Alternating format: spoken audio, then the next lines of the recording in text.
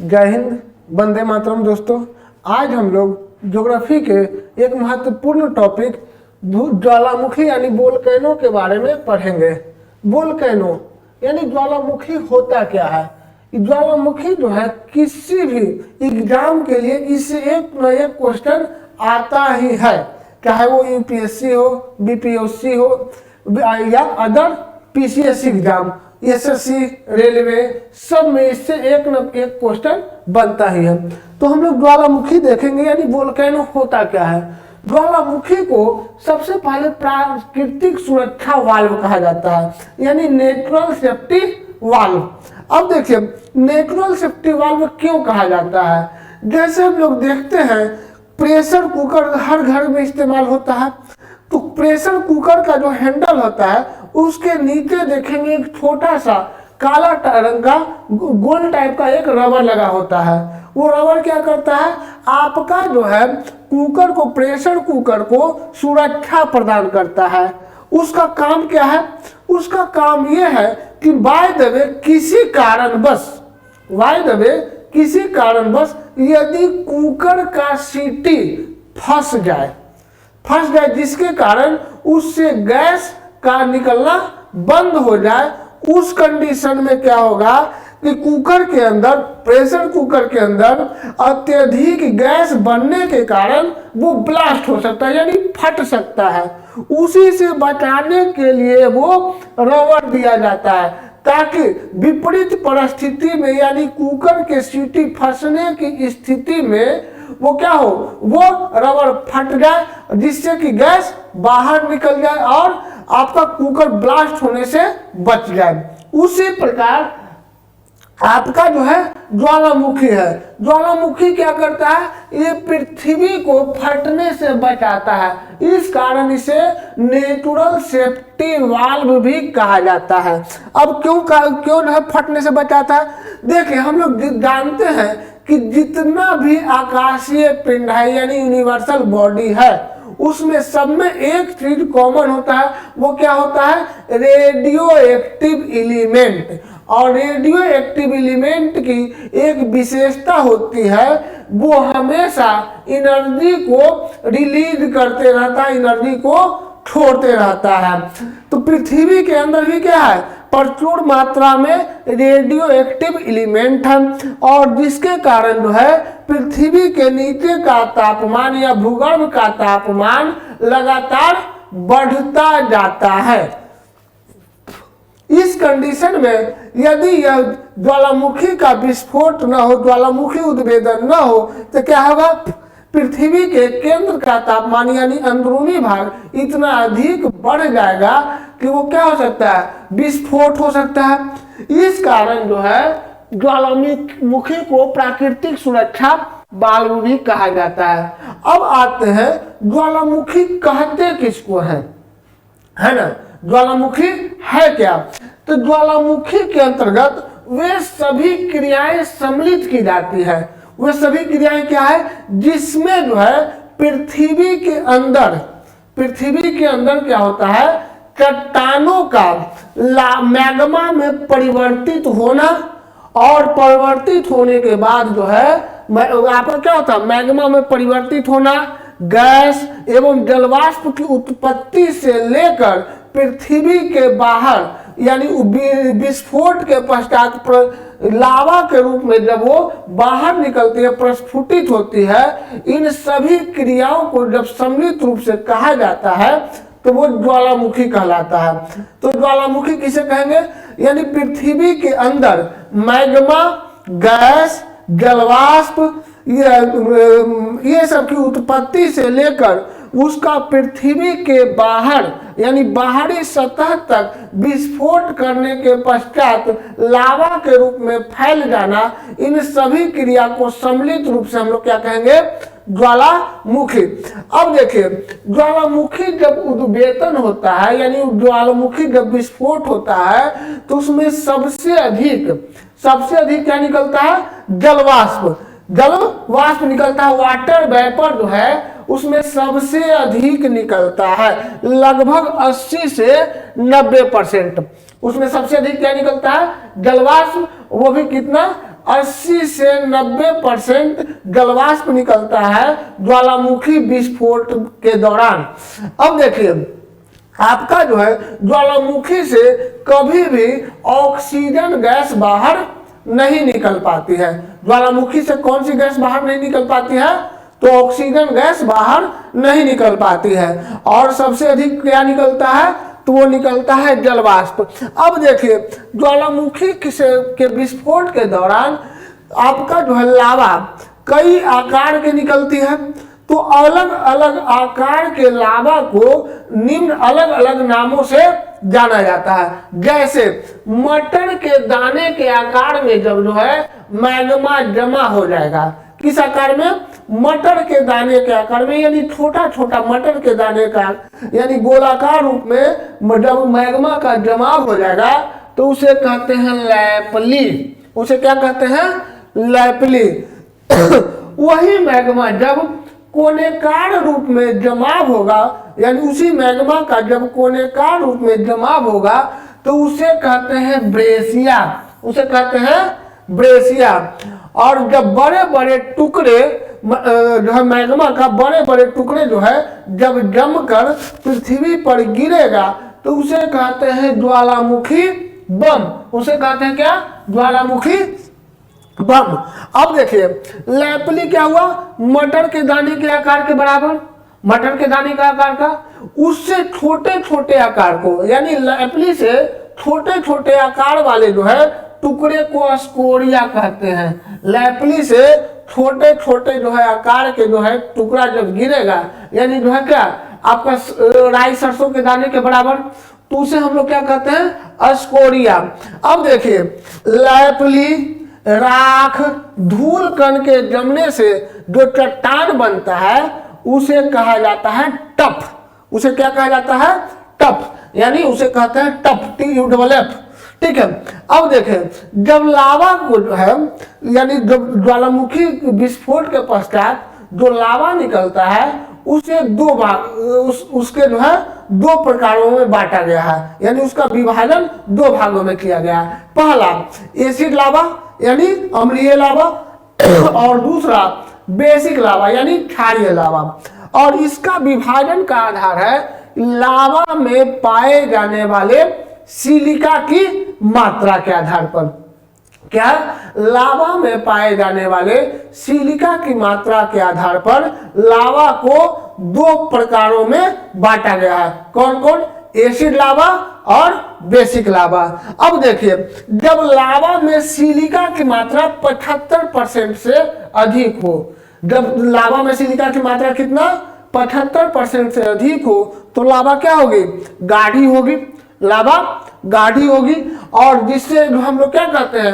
अम्लीय लावा, जिसे एसिड लावा कहेंगे। और इसके जमाव से जो आकृति बनेगी वो क्या कहलाएगा? ज्वालामुखी पर्वत यानी वोल्केनिक माउंटेन का निर्माण होगा। यानी जो है एसिड लावा के जमाव से यानी लावा में क्या होगी? सिलिका की मात्रा अधिक है, यानी वो गाढ़ी है।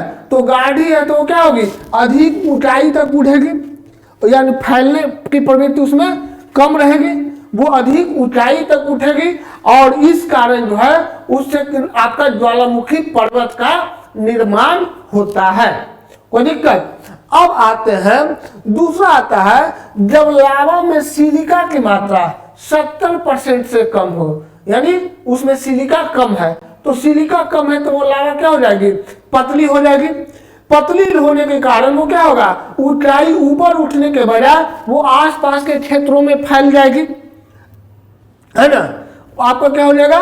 वो अपने आसपास के क्षेत्रों में फैल जाएगी और इसके कारण जो है इससे जो आपका बनेगा ज्वालामुखी पठार और मैदान बनेगा। और बेसिक लावा से क्या बनेगा? यानी जो है लावा क्या होगी? सिलिका की मात्रा कम होने के आधार कारण इसका क्या होगा? लावा पतला होगा, जिसे हम लोग बेसिक लावा कहेंगे। यानी जो है और इसके फैलने से जो आकृति बनेगा उसे हम लोग आपका जो है ज्वालामुखी पठार या मैदान कहते हैं। कोई दिक्कत? अब देखिए आपका उद्गार स्वरूप के आधार पर ज्वालामुखी दो प्रकार के होते हैं। उद्गार स्वरूप के आधार पर कितना? ज्वालामुखी दो प्रकार के, पहला केंद्रीय उद्भेदन वाली ज्वालामुखी और दूसरा है दरारी उद्भेदन वाली ज्वालामुखी। अब देखिए समझते हैं केंद्रीय उद्भेदन वाली ज्वालामुखी किसे कहेंगे। अब जो है मान लिया यहाँ से ज्वालामुखी का उद्भेदन हुआ है, ठीक है, ये आपका जो है धरातल है, पृथ्वी का तल है, यहाँ पर इसका विस्फोट हुआ, ठीक है, यानी इसमें क्या है, सिर्फ और सिर्फ एक पाइप के माध्यम से हुआ है, यानी सिर्फ एक केंद्र है, तो इस कारण इसे केंद्रीय उद्भेदन वाली ज्वालामुखी कहेंगे। कोई दिक्कत, जैसे इसे हम लोग देखते हैं ये क्या है, केंद्रीय उद्भेदन, यानी इसका केंद्र क्या है, सिर्फ और सिर्फ एक है। कोई दिक्कत, इसका केंद्र क्या है, पाइप क्या है, सिर्फ और सिर्फ एक है, जो यहाँ हम लोग को दिखाई दे रहा है। वही जब हम लोग जो है दरारी उद्भेदन की बात करेंगे, वही हम लोग दरारी उद्भेदन वाली ज्वालामुखी की बात करेंगे, तो देखिए उसमें क्या होता है, दरारी उद्भेदन में, केंद्रीय उद्भेदन में क्या देखें, इसमें जो है सिर्फ एक पाइप के यानी एक मुख होगा। वही दरारी उद्भेदन की बात करते हैं तो इसमें होता क्या, मान लिया यहाँ से जो है लावा निकला और ये बीच में क्या हो जाता है, बीच बीच में इसमें कई फट जाता है, यानी ये पाइप जो है क्या हुआ, फट गया, जिसके कारण आपका लावा आसपास के क्षेत्रों में फैल जाता है, ठीक है, यानी इधर भी आ गया और इधर भी आ गया, यानी बहुत सारा इसमें दरार बन गया। इस कारण इसे दरारी उद्भेदन वाली ज्वालामुखी कहते हैं। क्या हुआ, हम लोग देखें उद्गार स्वरूप के आधार पर ज्वालामुखी कितने प्रकार के, दो प्रकार के, केंद्रीय उद्भेदन वाली ज्वालामुखी और दरारी उद्भेदन वाली ज्वालामुखी। तो केंद्रीय उद्भेदन वाली ज्वालामुखी का मुख कितना होगा, एक और सिर्फ एक। वही दरारी उद्भेदन वाली ज्वालामुखी का मुख क्या होगा, एक से अधिक होगा, यानी उसमें कई दरार फटने के कारण ये क्या हो जाएगा, ये अपने आसपास के क्षेत्र में कई छिद्रों के से निकलेंगे। कोई दिक्कत। अब आते हैं केंद्रीय उद्भेदन वाली ज्वालामुखी कई प्रकार के होते हैं। केंद्रीय उद्भेदन वाली ज्वालामुखी जो है कई प्रकार के होते हैं, तो इसमें हम लोग पहला है हवाई तुल्य ज्वालामुखी, यानी हवाईयन टाइप ज्वालामुखी। हवाईयन टाइप ज्वालामुखी क्या होता है, देखिए इसमें उद्भेदन जो होता है वो काफी मंद गति से होता है, यानी काफी धीमे होता है ना।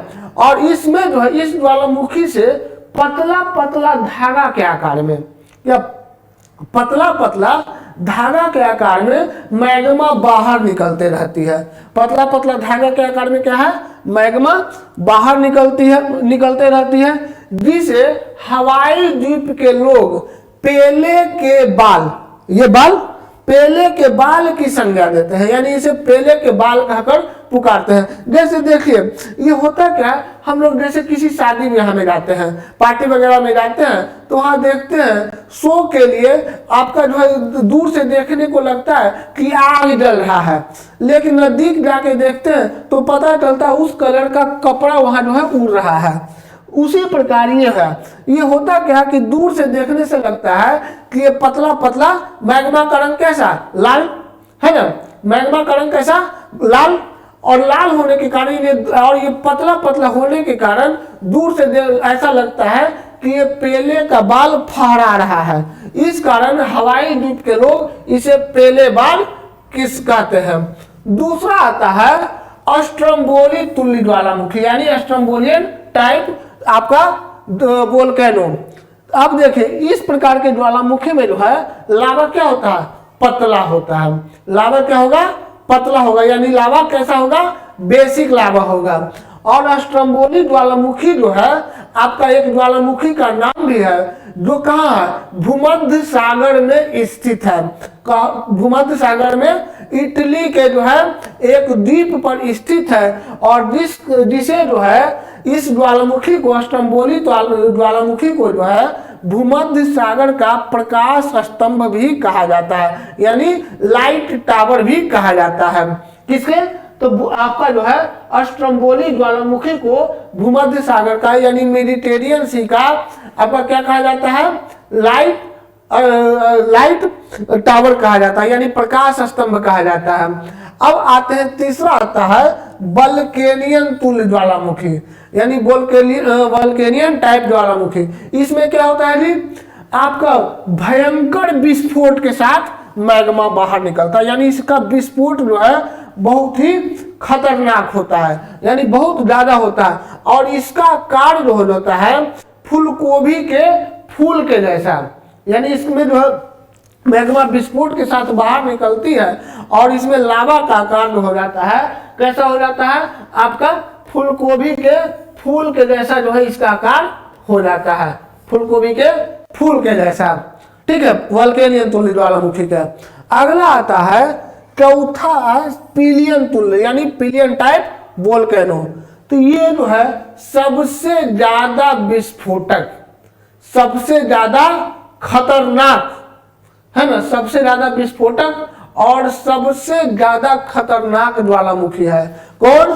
पिलियन। और इससे जो है सबसे अधिक विनाश होता है ना, खतरनाक है तो विनाश होगा ही। ठीक है, तो आपका क्या है, पिलियन तुल्य ज्वालामुखी जो है यह सर्वाधिक विस्फोटक एवं विनाशकारी होता है, कोई दिक्कत। अगला आता है विसुवियस तुल्य ज्वालामुखी। विसुवियस, इसमें जो है उद्वेदन जो होता है, यानी इसका भी विस्फोट होता है क्या, तीव्रता के साथ होता है। इसका विस्फोट क्या होता है, तीव्रता के साथ होता है, लेकिन इसमें जो है आपका धुआं और राख बहुत ज्यादा निकलता है, धुआं और राख बहुत ज्यादा निकलता है। इस कारण जो है इसे जो राख और धुआं निकलता है उसका आकार फूलगोभी के फूल के जैसा हो जाता है ना, उसका आकार कैसा हो जाता है, फूलगोभी के फूल के समान दिखता है। किसका? इसके धुएं और राख का आकार। कोई दिक्कत? हम लोग देखें क्या, वल्केनियन के जो है लावा का आकार हो रहा था फूलगोभी के जैसा, और इसमें विसुवियस में क्या, आपका इसका धुआं और जो है धूल कण का आकार हो जाता है फूलगोभी के फूल के समान। अब देखते हैं, ये तो हम लोग देखे केंद्रीय उद्वेदन वाली ज्वालामुखी के कुछ प्रकार। आगे आता है कि अवधि के आधार पर, यानी on the basis of period के आधार पर ज्वालामुखी कितने प्रकार के होते हैं। तो इसमें पहला आता है जागृत या सक्रिय ज्वालामुखी। जागृत या सक्रिय ज्वालामुखी यानी एक्टिव वोल्केनो। कौन आते हैं? Active volcano. तो एक्टिव वोल्केनो किसको कहते हैं भाई? देखिए, जिस ज्वालामुखी से हर समय क्या निकलता रहा, राख, धुआं, लावा, जलवाष्प, चट्टान के टुकड़े आदि बाहर निकलता रहे। ठीक है, वो ये जरूरी नहीं कि एकदम तेजी से ही निकलता रहे, धीरे धीरे भी निकल सकता है या तेजी से भी निकल सकता है। तो जिसमें क्या हो, राख, धुआं, चट्टान के टुकड़े, जलवाष्प, ये सब बाहर निकलते रहे, वो क्या है, सक्रिय ज्वालामुखी। हर समय उससे निकलते रहना चाहिए, कोई दिक्कत। विश्व में इसकी संख्या जो है यानी एक्टिव वोल्केनो 500 से अधिक है। विश्व में जो है एक्टिव वोल्केनो की संख्या कितनी है?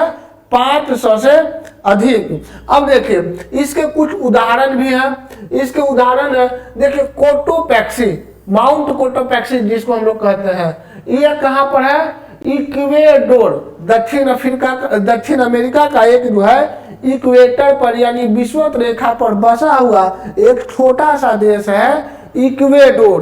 वहीं पर आपका क्या है? Mount Cotopaxi. यह सबसे ऊंचा सक्रिय ज्वालामुखी है। यह सबसे ऊंचा सक्रिय ज्वालामुखी है। कौन है? कोटोपैक्सी। ये इक्वेडोर में है। एटना, एटना कहाँ है? इटली के सिसिली द्वीप पर। एटना कहाँ है? इटली के सिसिली द्वीप पर है। इटली के सिसिली द्वीप पर। वही आते हैं, हम लोग कह रहे थे स्ट्रोम्बोली। स्ट्रोम्बोली की बात करते हैं, जिसे भूमध्य सागर का प्रकाश स्तंभ भी कहा जाता है। ये कहा है? ये है इटली के लिपारी द्वीप पर, लिपारी आइलैंड पर है, कोई दिक्कत। अगला आता है चिल्लन। चिल्लन कहाँ है? ये दक्षिण अमेरिका का एक देश है चिली, वहां पर आपका कौन सा है? चिल्लन। उसके बाद आता है ओसामा। ओसामा कहाँ है? जापान में। ओसामा ज्वालामुखी कहाँ है? आपका जापान में। वहीं आते हैं एरेबुस। एरेबुस कहाँ है?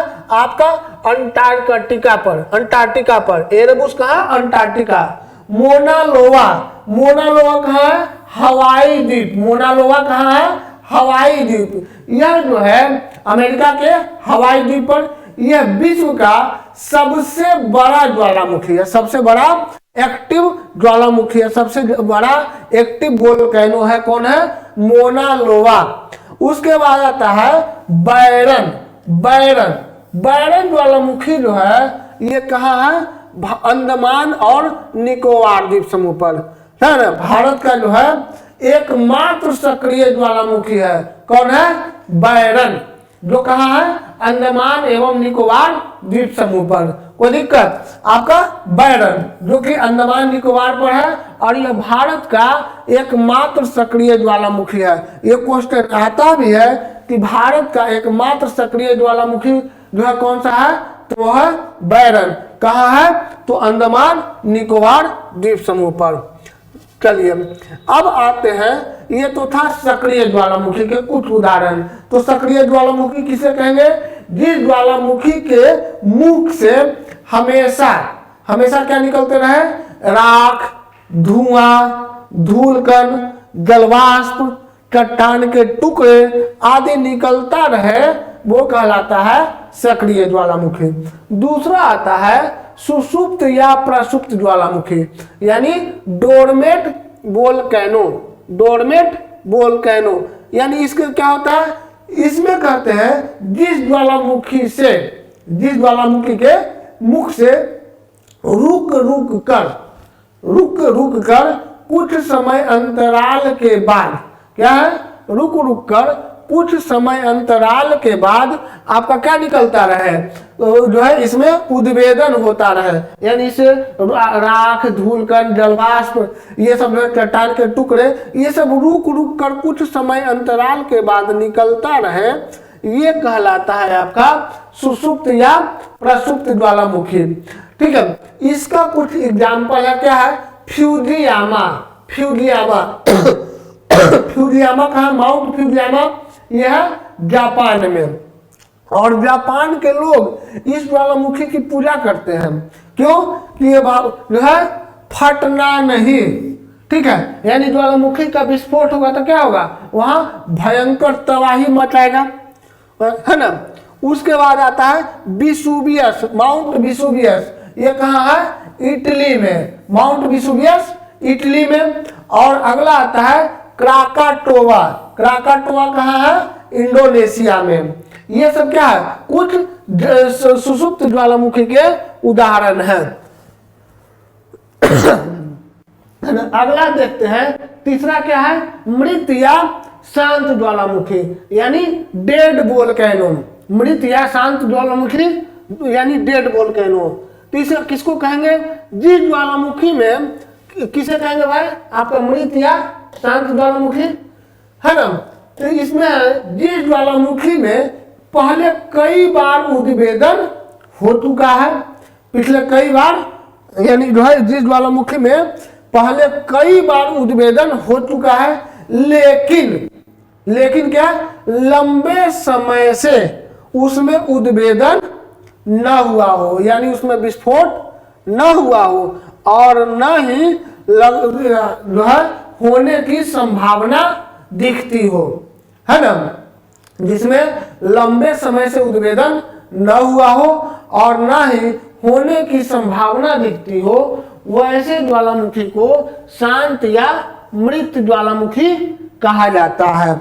ठीक है, इसका कुछ हम लोग एग्जाम्पल देखते हैं। तो इसका कौन है? माउंट पोपा। माउंट पोपा कहाँ है? हमारे पड़ोसी देश म्यांमार, जिसे पहले बर्मा के नाम से भी जाना जाता था, है ना। आपका जो है माउंट पोपा कहाँ? म्यांमार। किलिमंजारो। किलिमंजारो कहाँ है? अफ्रीका में जो है केनिया और तंजानिया के बॉर्डर पर है, यानी दोनों के सीमा पर स्थित है माउंट किलिमंजारो। उसके बाद आता है को सुल्तान। को सुल्तान कहाँ है? ईरान में। और देमबंद, देमबंद ये भी कहाँ है? ईरान में। आपका जो है कोर सुल्तान और देवबंद ईरान में है ना। चलिए अब आते हैं, देखते हैं क्या कि ज्वालामुखी नली से जब लगातार धुआं बाहर निकलता है, सिर्फ क्या धुआं, है ना। ज्वालामुखी नली से जब लगातार धुआं बाहर निकलता रहे तो उसे हम लोग धुआंरे कहते हैं। उसे क्या कहते हैं? धुआंरे। और धुआंरों में जब जो है यानी ज्वालामुखी से जब ज्वालामुखी नली से जब लगातार सिर्फ धुआं बाहर निकलता रहे तो उसे धुआंरे कहते हैं। और जब धुआंरे में गंधक की मात्रा, किसकी? गंधक यानी सल्फर, गंधक की मात्रा अधिक हो जाए तो उसे सोल्फ तारा, यानी धुआंरे में जब गंधक की मात्रा अधिक हो जाए तो उसे सोल्फ तारा कहते हैं। उसे क्या? सोल्फ तारा कहते हैं। और 10,000 धुआंरों की घाटी अलास्का में स्थित है। 10,000 धुआंरे की घाटी कहाँ है? अमेरिका के अलास्का में। और अलास्का जो है आपका क्या है, देखने में लगेगा क्या कि ये कनाडा का से सटा हुआ है, ज्यादा नजदीक है ना। पहले वो अलास्का जो था कभी रूस का भाग हुआ करता था, यूएसएसआर का, लेकिन उसे क्या हुआ, उसे जो है रूस ने अमेरिका को बेच दिया, है ना। और ये कहाँ है आपका? कनाडा का जो पश्चिमी हिस्से में देखेंगे तो वो आपको मिलेगा अलास्का। तो यहाँ 10,000 धुआंरे की घाटी है। अब देखिए ज्वालामुखी नली से जब गर्म पानी, ज्वालामुखी से जब गर्म पानी पृथ्वी के अंदर से, है ना, पृथ्वी के अंदर से रुक रुक कर फव्वारे के रूप में बाहर निकलती है ना। ज्वालामुखी नली से जब गर्म पानी रुक कर पृथ्वी के अंदर से फव्वारे के रूप में बाहर निकलती है तो उसे गीजर या गेसर कहा जाता है। उसे क्या? गीजर या गेसर कहा जाता है। और जो विश्व का सबसे ऊंचा गीजर जो है यानी गीजर आपका कहाँ है?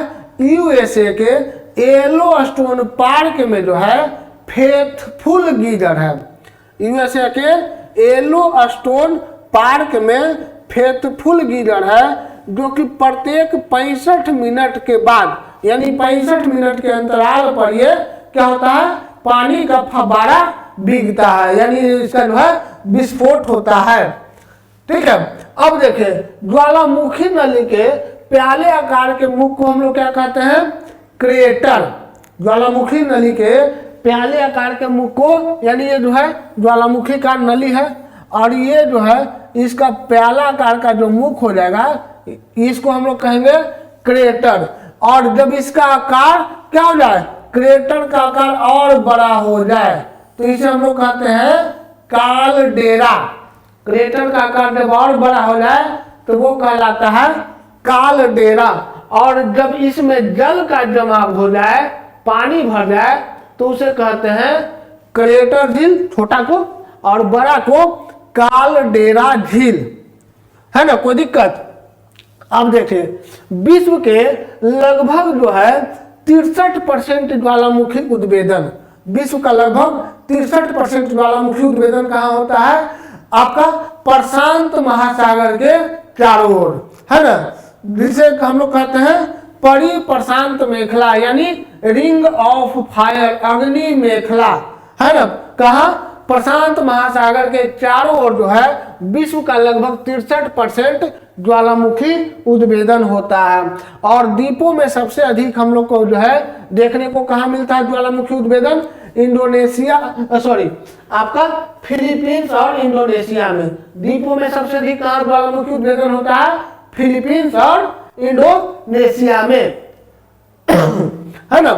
सब द्वीपों में सबसे अधिक ज्वालामुखी उद्भेदन होता है फिलीपींस और इंडोनेशिया में। चलिए अब हम लोग आते हैं, है ना, ये तो था ज्वालामुखी।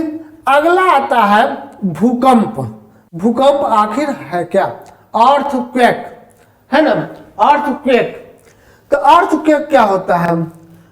तो अर्थक्वेक कहेंगे पृथ्वी के आंतरिक गड़बड़ी, पृथ्वी के आंतरिक या बाहरी गड़बड़ी के कारण, पृथ्वी के आंतरिक या बाहरी गड़बड़ी के कारण आपका पृथ्वी के ऊपरी प्लेट पर जो कंपन होती है, यानी जो हिलता डुलता है, उसे ही हम लोग भूकंप कहते हैं, अर्थक्वेक या धरती डोलन कहते हैं। तो पृथ्वी के भूकंप आने के कई कारण हो सकते हैं, पृथ्वी की आंतरिक गड़बड़ी भी और आपका बाहरी गड़बड़ी भी। अब देखिए जो है इसे हम लोग क्या कहेंगे, भूकंप या धरती डोलन कहेंगे। अब देखिए भूकंप की उत्पत्ति से पहले हम लोग को देखने को मिलता है कि कुछ पशु विशेष प्रकार के व्यवहार करने लगते हैं। तो ऐसा क्यों होता है? ऐसा इसलिए होता है कि भूकंप की उत्पत्ति से पहले प्रायः रेडॉन गैस बाहर निकलती है। कौन सी गैस? रेडॉन गैस बाहर निकलती है, और जिस कारण पशुओं का जो है सेंस हम लोग से अधिक होता है, और इस कारण वो इस चीज का अनुभव कर लेते हैं और वो विशेष प्रकार का व्यवहार करते हैं। तो भूकंप की उत्पत्ति से पहले कौन सा गैस निकलता है? आपका रेडॉन गैस बाहर निकलता है। और देखिए अब आता है भूकंप की उत्पत्ति से पहले कौन सा गैस? रेडॉन गैस बाहर निकलता है। अब हम लोग देखते हैं कि आपका जो है समान भूकंपीय तीव्रता, यानी जिन जिन स्थानों पर एक समान भूकंप की तीव्रता का प्रभाव देखा जाता है ना, जिन जिन स्थानों पर एक समान भूकंप की तीव्रता का अनुभव किया जाता हो, उन सभी स्थानों को मिलाकर एक रेखा खींच देंगे, एक लाइन खींच देंगे, तो वो कहलाएगा समभूकंप रेखा। समभूकंप रेखा यानी आइसोसिस्मल लाइन, है ना, यानी जहां जहां एक समान भूकंपीय तीव्रता देखी जाएगी, उन सभी स्थानों को मिलाकर एक रेखा खींच देंगे, उस रेखा को कहते हैं आइसोसिस्मल लाइन, यानी समभूकंप रेखा। वही जो है जिन जिन स्थानों पर एक समय में, यदि एक समान समय में भूकंप आती है, यानी टाइम क्या होना चाहिए? एक जैसा, एक होना चाहिए, उन सभी स्थानों को मिलाकर एक रेखा खींच देंगे, तो वो कहलाएगा सहभूकंप रेखा, यानी होमोसिस्मल लाइन। ठीक है। अब देखिए भूकंप की उत्पत्ति जो है आपका, जहां से भूकंप की उत्पत्ति होती है या जहां से भूकंप का केंद्र होता है, उस केंद्र को कहते हैं फोकस, यानी जहां से भूकंप की उत्पत्ति होती है वो केंद्र कहलाता है क्या? फोकस। ठीक है। केंद्र के ठीक ऊपर जहां भूकंप की तीव्रता का हम लोग अनुभव करते हैं, वो कहलाता है अधिक केंद्र, यानी ईपी सेंटर। वो क्या कहलाता है? अधिक केंद्र, यानी अर्थ सरफेस पर जहां पर हम लोग भूकंप की तीव्रता का अनुभव करते हैं, वो कहलाता है अधिक केंद्र, यानी ईपी सेंटर। अब देखिए गहराई के आधार पर भूकंप 3 प्रकार के होते हैं। गहराई के आधार पर क्या? भूकंप 3 प्रकार के। पहला सामान्य भूकंप। सामान्य भूकंप, इसकी उत्पत्ति केंद्र की गहराई 50 किलोमीटर तक होगी। इसकी उत्पत्ति केंद्र की गहराई कितनी?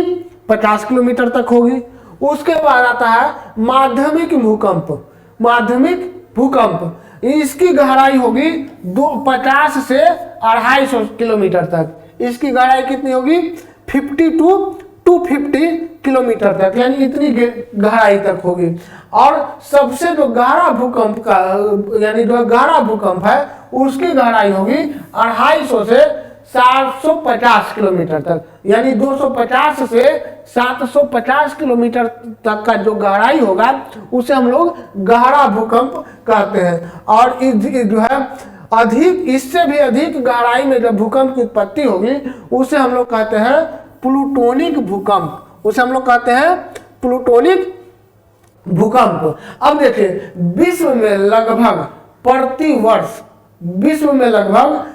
वर्ष 8000 से अधिक भूकंप आते हैं। विश्व में कितना? हर साल लगभग 8,000 से अधिक भूकंप आता है। इसमें हम लोग लगभग जो है 6-7 हजार को तो अनुभव ही नहीं कर पाते हैं, क्योंकि उसकी तीव्रता बहुत कम होती है ना, और जिस कारण हम लोग अनुभव भी नहीं कर पाते हैं। और जो है इसमें जो है 1-2 हजार को हम लोग अनुभव कर पाते हैं। अब देखिए, सो भूकंप के अध्ययन करने वाले जो विज्ञान होता है, जिस साइंस से हम लोग भूकंप का अध्ययन करते हैं, उसके बारे में पढ़ते हैं, वो कहलाता है सिस्मोलॉजी। वो कहलाता है क्या? सिस्मोलॉजी। और भूकंप की तीव्रता मापने वाले यंत्र को हम लोग कहते हैं सिस्मोग्राफ। यानी जिस ग्राफ पर भूकंप की तीव्रता मापी जाती है वो कहलाता है सिस्मोग्राफ। अब देखिए, भूकंप की तीव्रता जो मापी जाती है वो मापी जाती है रिएक्टर स्केल में। किसमें? रिएक्टर स्केल में। और इस सिस्मोग्राफ में जो है आपका रिएक्टर स्केल कितना रहता है? 1 से लेकर 9 तक। लेकिन एक बार हुआ क्या कि 9 से अधिक की तीव्रता का भूकंप आया, तो उस समय क्या हुआ? सिस्मोग्राफ काम करना बंद कर दिया, और उस कंडीशन में एक नया यंत्र बनाया गया जिसका नाम है मार्को पोली। और इसमें कितना होता है? 1 से 12 तक का जो है इसमें अंकन किया जाता है ना। और 1 से 12 के बाद जब यदि भूकंप आता है, यानी अभी तक जो है वर्तमान तक आपका जो है 9 से, बहुत रेयर केस में ही जो है 9 का भूकंप आया है ना। आपका कितना था? 1, 2, 3, 4, 5, 6, 7 तक आपका जो है रिएक्टर स्केल में मापा जाता है। अब देखिए, भूकंप में यदि 1 पॉइंट बढ़ता है तो उसका जो है विनाश करने की क्षमता आपका 10 गुना बढ़ जाती है। भूकंप में यदि जो है 1 पॉइंट बढ़ता है तो विनाश करने की क्षमता कितना आपका जो है 10 गुना बढ़ जाती है। आपका 2013-14 में जो भूकंप हम लोग देख रहे थे नेपाल में आया था, वो कितना 6-7 का था, है ना। गुजरात के कच्छ में जो भूकंप आया था वो कितना 6-7-8 का ही था, है ना। इससे अधिक इसकी तीव्रता 9 से अधिक नहीं मापी गई है। बहुत रेयर में आता है ना, बहुत ही रेयर, एकाध बार आया है। ठीक है, अब आते हैं भूकंप होने के कई कारण है, भूकंप उत्पत्ति के कई कारण है। पहला सबसे बड़ा कारण है प्लेटों का गति, यानी प्लेट जब गति करते करते असंतुलित हो जाते हैं तो वहां क्या हो जाएगा? भूकंप आएगा। और प्लेट हम लोग देखते हैं कितना प्रकार के प्लेट, तीन प्रकार के होते हैं। पहला रचनात्मक प्लेट किनारा, दूसरा विनाशात्मक प्लेट किनारा, और तीसरा संरक्षित प्लेट किनारा। यानी किनारों के आधार पर प्लेट 3 प्रकार के होते हैं। तो रचनात्मक प्लेट में क्या देखे थे? जब 2 प्लेट एक दूसरे के विपरीत दिशा में गति करते हैं, जब एक दूसरे के विपरीत दिशा में गति करेंगे तो वो क्या हो जाएगा? वहां गड़बड़ी होगा, जिसके कारण वहां भूकंप की उत्पत्ति होगी। दूसरा क्या देखे थे? विनाशात्मक प्लेट किनारा, यानी जब 2 प्लेट एक दूसरे से आकर टकराएंगे तो जब जो बड़ा प्लेट है वो छोटे प्लेट के नीचे धंसेगा, नीचे छापित हो जाएगा, और यहाँ पर क्या होगा? टकराने से हलचल होगी, जिसे हम लोग कहते हैं विनाशात्मक प्लेट किनारा, और यहाँ भी भूकंप की उत्पत्ति होगी। और तीसरा होता है संरक्षित प्लेट किनारा, जिसमें ना तो प्लेट टकराएंगे ना ही एक दूसरे से दूर हो जाएंगे, बल्कि क्या हो जाएगा? एक दूसरे के समानांतर गति करेंगे, जिस कारण जो है, यानी प्लेटों का ऊपरी में भाग तो थोड़ा सा अलग होगा, लेकिन नीचे से वो सटा हुआ रहता है, और इस हलचल के कारण जो है यहाँ भूकंप की उत्पत्ति होगी। तो सबसे बड़ा कारण क्या है? प्लेटों का असंतुलन होना। दूसरा है दरार द्वारा पृथ्वी तल के अंदर जल का प्रवेश करना, है ना। दरार द्वारा क्या होगा? पानी रिस कर नीचे जाएगा, और नीचे जो है जाएगा तो वहां टेम्परेचर क्या है? अधिक है। टेम्परेचर अधिक होने के कारण ये पानी क्या होगा? जलवाष्प में परिणत हो जाएगा, और जलवाष्प में परिणत होने के पश्चात ये क्या होगा, फैलने की प्रवृत्ति रखेगा और ये फैलने के लिए ऊपर उठेगा, जिसके कारण ये ऊपरी सतह को धक्का देगा, जिससे क्या होगा, प्लेटों में असंतुलन उत्पन्न हो जाएगा, यानी भूकंप की उत्पत्ति होगी। तीसरा है ज्वालामुखी विस्फोट। ज्वालामुखी विस्फोट होगा तो उससे भी क्या हो जाएगा, आपका ज्वालामुखी विस्फोट के कारण भी भूकंप की उत्पत्ति होती है। चौथा है बड़े बड़े बमों का विस्फोट, यानी बड़ा बड़ा जो bomb, father of all bomb, mother of all bomb जो यूज होता है, वो उस सब के विस्फोट के बाद भी जो है क्या होगा, भूकंप की उत्पत्ति होगी। उसके बाद है चट्टानों का फैलना या सिकुड़ना, है ना, इसके कारण भी क्या होगा, चट्टान लगातार फैलेगा सिकुड़ेगा, जिसके कारण चट्टानों में टूट फूट होगी और इसके कारण भी भूकंप की उत्पत्ति होगी। और भारत में सबसे बड़ा कारण है बड़े बड़े बांधों का निर्माण। भारत में सबसे बड़ा भूकंप का कारण क्या है, बड़े बड़े बांधों का निर्माण। यदि देखिए होता क्या है कि किसी स्थान पर यदि जो है हम लोग पानी को, जल को बांध कर रखते हैं तो वहां क्या हो जाएगा, जल के दबाव के कारण वहां की प्लेटें असंतुलित हो जाएगी, जिसके कारण वहां क्या होगा, हलचल होगा, जिससे वहां भूकंप की उत्पत्ति होगी। तो भारत में आपका जो है सबसे बड़ा कारण क्या है, भूकंप का, बड़े बड़े बांधों का निर्माण, है ना, भूकंप। अब देखिए भारत में जो है सब भूकंप का सबसे बड़ा क्षेत्र, भूकंप का सबसे बड़ा क्षेत्र आपका भारत में आ जाता है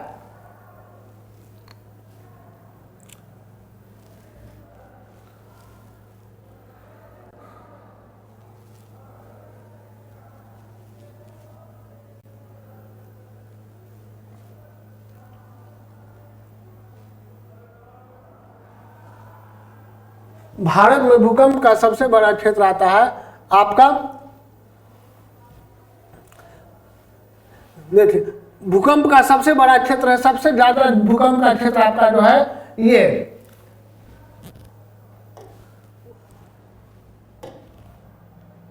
भारत में भूकंप का सबसे बड़ा क्षेत्र आपका हो जाता है ये गुजरात का कच्छरन प्रदेश, ठीक है, गुजरात का कच्छरन प्रदेश। दूसरा है आपका ये हिमालय का रीजन, हिमालय क्षेत्र, ठीक है, हिमालय का क्षेत्र। सबसे ज्यादा भूकंप कहाँ है कि भारत में, गुजरात के कच्छरन प्रदेश में। दूसरा में आता है ये हिमालय का क्षेत्र में, है ना।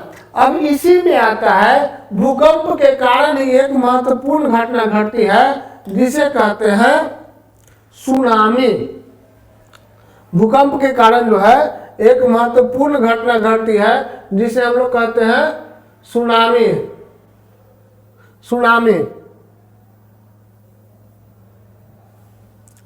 है ना, सुनामी। सुनामी क्या होता है, तो सुनामी एक जापानी शब्द है। सुनामी क्या होता है, एक जापानी शब्द है। यहाँ सु का जो अर्थ होता है वो तट और नामी का मतलब होता है लहर, है ना। सुनामी क्या है, एक जापानी शब्द है। यहाँ सु का मतलब तट और नामी का मतलब लहर, यानी जब तेजी से लहर तट की ओर बढ़ती है तो उसे हम लोग कहते हैं सुनामी।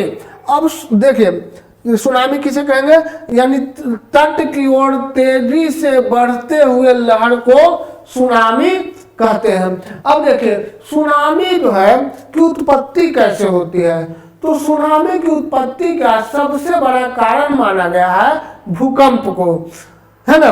यानी जब सागरीय क्षेत्र में, महासागरीय क्षेत्र में भूकंप की उत्पत्ति होती है, यानी महासागर तली जब हिलने डोलने लगते हैं, यानी उसमें हलचल होती है, जिसके कारण आपका क्या होता है, सागर का जल अस्थिर होकर तट की ओर तेजी से बढ़ने लगती है, जिसके कारण सुनामी की उत्पत्ति होती है। और ये देखिए भूकंप का कारण क्या है, आपका प्लेटों का असंतुलन, हम लोग पहले ही देख चुके हैं, ज्वालामुखी विस्फोट, है ना। यानी समुद्री क्षेत्रों में सुनामी के उत्पत्ति का सबसे बड़ा कारण है प्लेटों का असंतुलन या ज्वालामुखी विस्फोट।